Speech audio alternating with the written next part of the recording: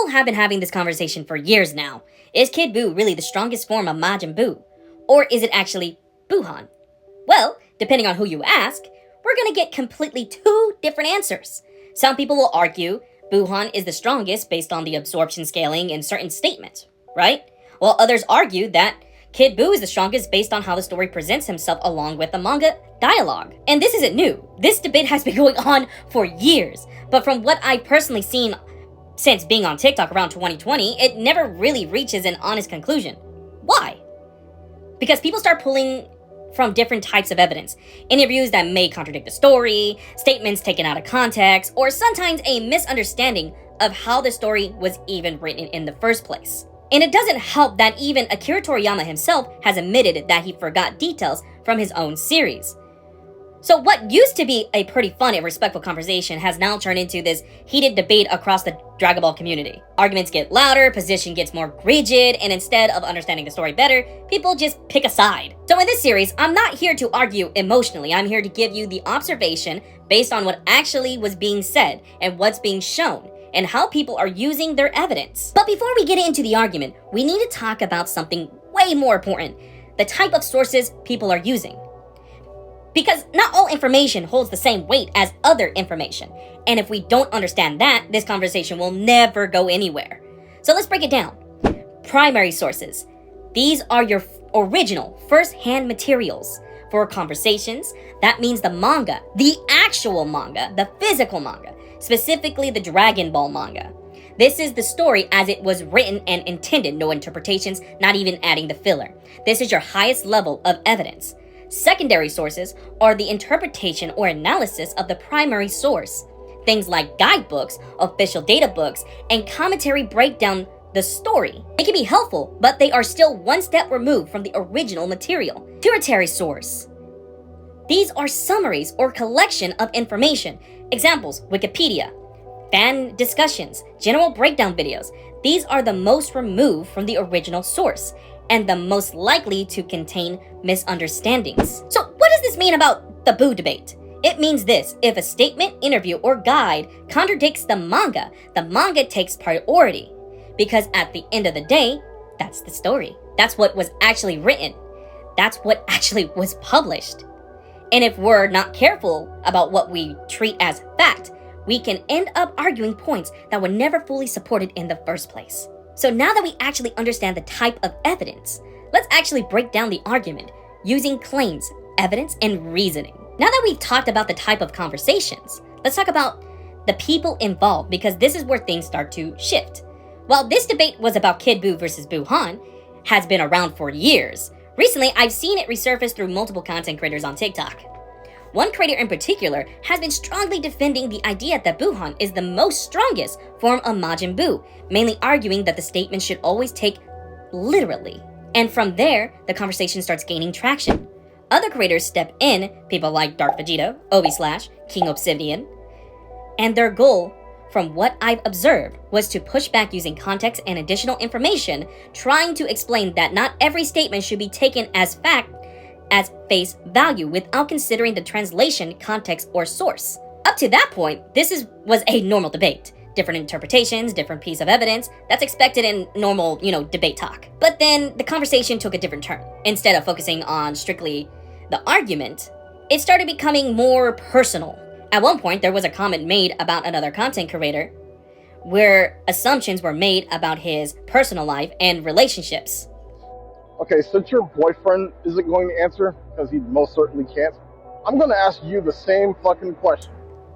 And this is where I want to be very clear. Making assumptions about someone's personal identity or relationship, especially on public, crosses the line from the debate into something else. That kind of comment can come off as disrespectful and unnecessary, especially when it has nothing to do with the actual topic. Now, how do I feel about this? Well, honestly, this conversation is about Dragon Ball. It shouldn't be getting to the point where people feel attacked or disrespected. Debates are fine, disagreements are fine, of course. But once it stops being about the topic and it starts being about the person, that's when the conversation loses its value. We've talked about the debate, we've talked about the people involved. Now, it's time to talk about the only thing that actually matters: the evidence. Because when it comes to comparing Kid Buu and Buuhan, most of the confusion doesn't come from the story itself, it comes from how people use their sources. Some rely on the anime statements, interviews, out of context, screenshots. Others rely strictly on the manga. And because of that, people end up arguing from completely different foundations. You know what I mean? So in this section, we're going to do something simple. We're going to identify the sources, break down what was actually said, and figure out what should be taken as reliable. Because if we don't do that first, there is no point in debating who's stronger. And to be clear, this isn't about proving one side is right or wrong. This is about making sure whatever conclusion we come to is built on something solid. Before we even look at the statements, we need to answer one question. What counts as the original story? The answer is simple. The Dragon Ball manga is the primary source. That the story is written by Akira Toriyama himself. No added scenes, no fillers, no reinterpretations. Now, the anime Dragon Ball Z is a secondary source. It adapts the manga, but also adds content. That means not everything in the anime exists in the manga. That includes dialogues, power, portrayals, and entire scenes. Examples you can say on screen. There are extended fights and added dialogue in the anime that were never present in the manga. So if someone uses a statement from the anime, we have to ask, is the original story just an adaptation? The anime can add context, but can also add confusion. So now that we understand the difference between the sources, we can talk about one of the most used and most misunderstood pieces of evidence. The V-Jump interview. If you've been in this debate long enough, you've probably seen this image. A quote attributed to Akira Toriyama talking about how strong characters don't always get bigger, and sometimes the strongest forms are smaller. Now here's the important part. The quote is a real in wording, but the way it is being used, that's where things get tricky. While this quote is very incomplete and awfully improperly sourced, if you can trace a scan back to a full page, issue number, and publication, you should question how it's being used. But does it back up the primary source? You know what I mean? His response to the question, and he says, let's follow on my fingers, children. I wanted to go against people's expectation that the strong ones always get stronger and bigger. He's literally telling you that he's going against the structure of Dragon Ball, where the villains get stronger every saga. Even if the quote is valid, even though you believe that it doesn't overwrite the manga. Now let's move into one of the biggest arguments used in debate, the spirit bomb. One of the most common arguments you hear is this: Buuhan is the strongest because Kid Buu did not survive the spirit bomb. Let's break that down. So one of the biggest misconceptions about the final battle with the Majin Buu arc is that people think the spirit bomb instantly overpowered Kid Buu the moment it touched him. But that's not actually what happened. What we see is resistance. The Genki Daima, also known as the spirit bomb, contain energy gathered from humans, aliens, Saiyans throughout the universe. Yet despite all of that power, Kid Buu still was pushing against it, because it shows that the spirit bomb had incredible energy, but it still needed force applied to the move through resistance. During the first clash, the spirit bomb essentially enters a stalemate. On one side, you have the spirit bomb itself, a massive spear made from collected life energy. On the other side, you have Kid Buu actively resisting and pushing back against it. The attack doesn't immediately crushes him, it stalls. That means the opposing force Kid Buu was generating was temporarily matching the force being applied towards him. In simple terms, equal pressure equals no movement.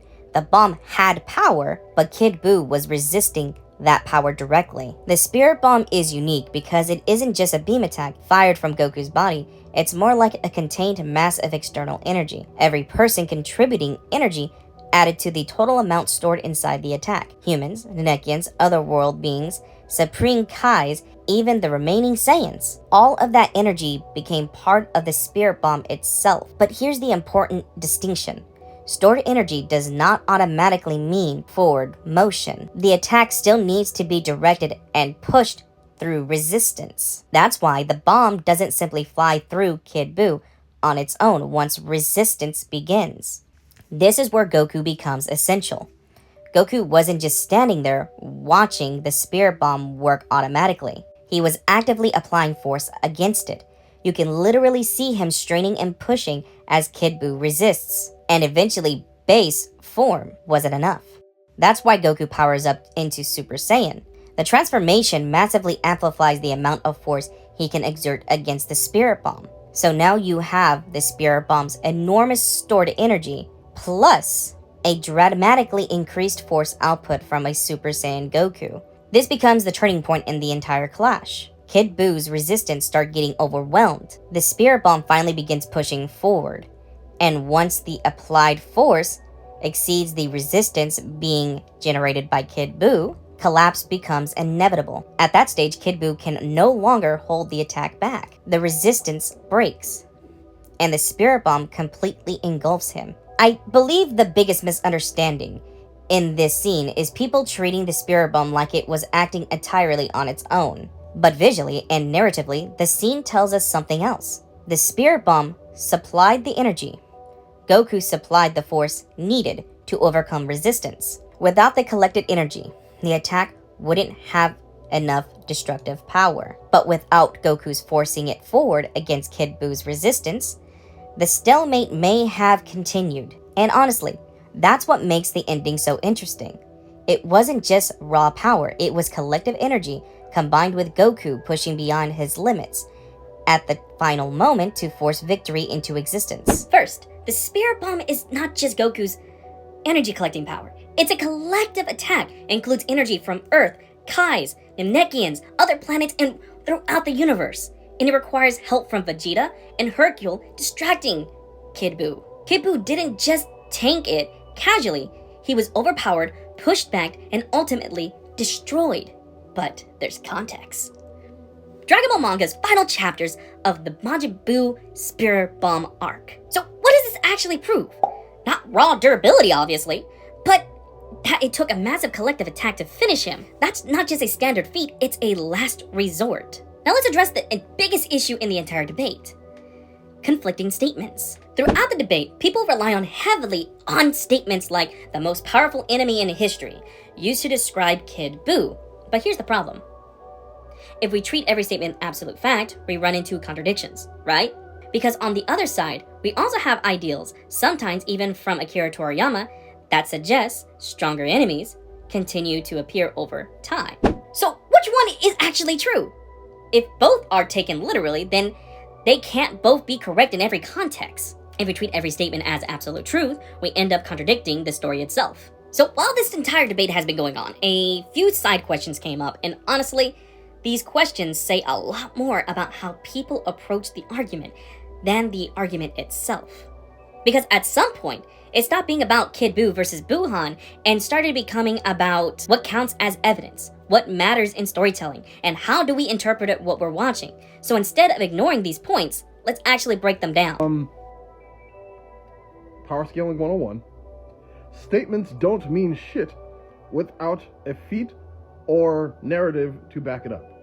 If a character says something and another character does something that conflicts or contradicts the thing that was said, guess which one takes precedent? It's not the statement.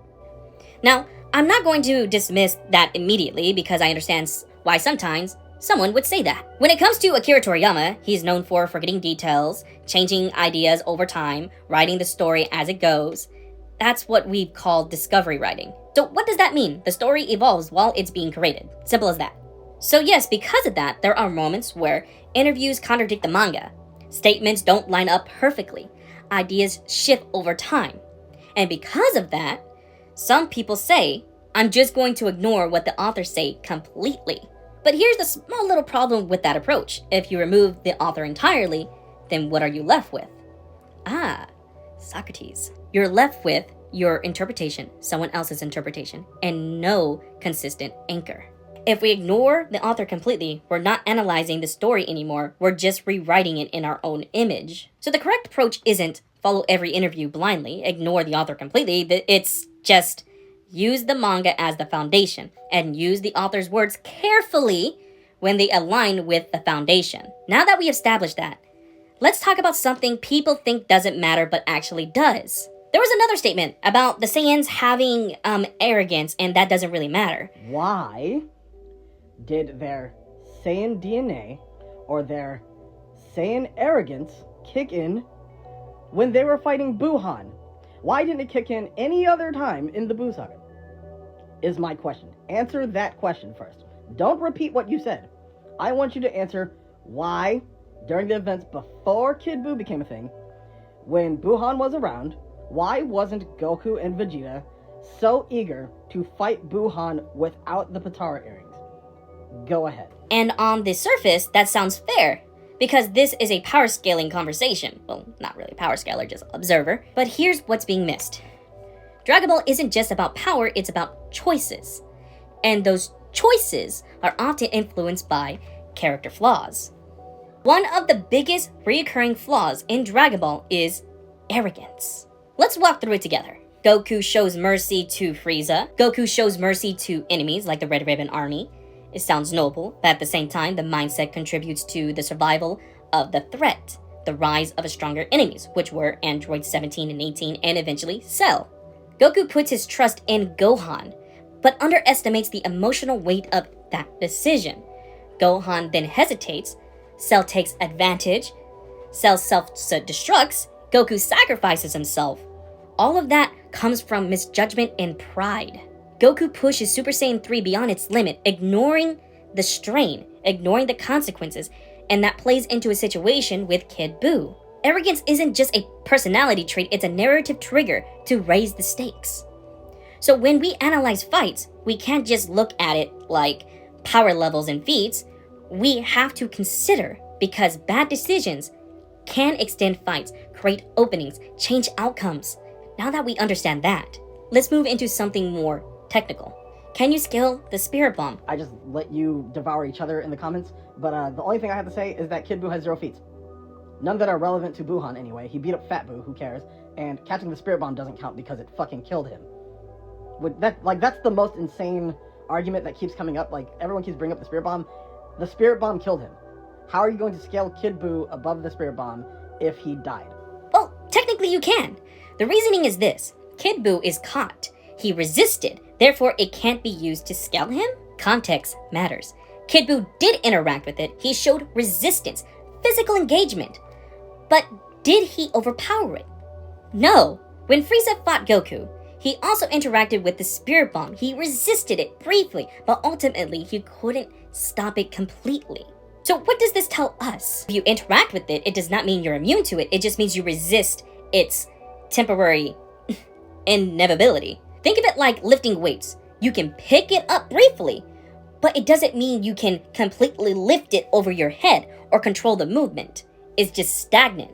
Resistance shows capability, but completion shows dominance. And in Kid Buu's case, the Spirit Bomb wasn't just one person's power. It was energy from multiple worlds, given collectively, used as a last resort. So when we take all of that into account, let's bring up everything together. When we look at all these arguments, we start to see a pattern. People will ignore certain sources, overvalue others, and isolate moments without context. But when you step back and actually analyze everything together, you realize that the story is consistent when viewed properly. The characters are flawed and intentional, and context is everything. This isn't just who's stronger, it's about how we understand the story in the first place. And if you're not still convinced, consider the following. So after everything we've gone through, the argument, the evidence, the source context, we can finally step back and look at this conversation as a whole. Because at the beginning of all this, the question seems simple. Is Kid Buu the strongest form, or is it Buuhan? But as we've seen, it was never just about that. This debate revealed something much bigger. It's not just difference in opinion, but difference in how people interpret information. Some people rely on statements without context, interviews without verification, moments without full understanding what's happening frame by frame. Others try to cross-reference sources, analyze the narrative, and understand the intent behind the story. So the real divide isn't just about power, it's about methodology and, critical thinking. Throughout the entire series, one idea stayed consistent. Not all sources carry the same weight. The Dragon Ball manga is the primary source. Everything else, anime, interviews, and guides, exist around that, not above it. If someone contradicts the original story, the story comes first. Now, when it comes to actual debate, you can make arguments for both sides. Buuhan has absorption scaling, Kid Buu has narrative weight and finality. But here's the important part. Those arguments only matter if they built on consistent reasoning. But if we cherry pick statements, ignore context, or dismiss sources entirely, then the conclusion doesn't really mean anything. So if there's anything I want people to take from this is this. Context matters just as much as the information itself. A statement without a source or full context is incomplete. Understanding the story is more important than winning the argument. And finally, we have to talk about the community, because somewhere along the way, a conversation about Dragon Ball Z started turning into something more personal. The debate became arguments became disrespect, and people stopped focusing on the topic and started focusing on each other. And that's when the conversation loses its value. At the end of the day, this is a series about Saiyans, world building, transformations, and battles. It's supposed to be fun. It's supposed to bring people together, not divide them. So whatever you believe, Buuhan is the strongest or Kid Buu is the strongest, make sure your argument is built on accurate sources, proper context, and respect the material sources. Because if we're going to talk about Dragon Ball, we should represent it the right way. Well, my conclusions are these. If you truly want to believe that Buuhan is that, then so be it. It's always going to be the same discussion that people feel strongly that Buuhan's going to be the winner, regardless how much evidence I'm going to bring to this video. I already know the responses. I already know the playbooks because I've already experienced it like more than enough times. There's always people that are going to push back because they want to be right so badly, and you know, the information is right in front of you, like literally right in front of you, in your hands. But sometimes people just want to take one little line from the author that contradicts his own books and has admitted that they, don't really care about how they do the narrative because it was on the fly. So be it. If you believe that Buuhan wins, fine. You believe that Buuhan wins, but that does not mean people are going to concede to the argument that Kid Buu is the strongest of them all. Just do it respectfully. Don't do it disrespectfully. And if you are someone that does it disrespectfully, then you are disingenuous and you shouldn't be part of that community. Go somewhere else, but not here. Because what takes priority is always the physical book that's published by the author. You don't have to take my word for it. Roar. Nephew. White boy.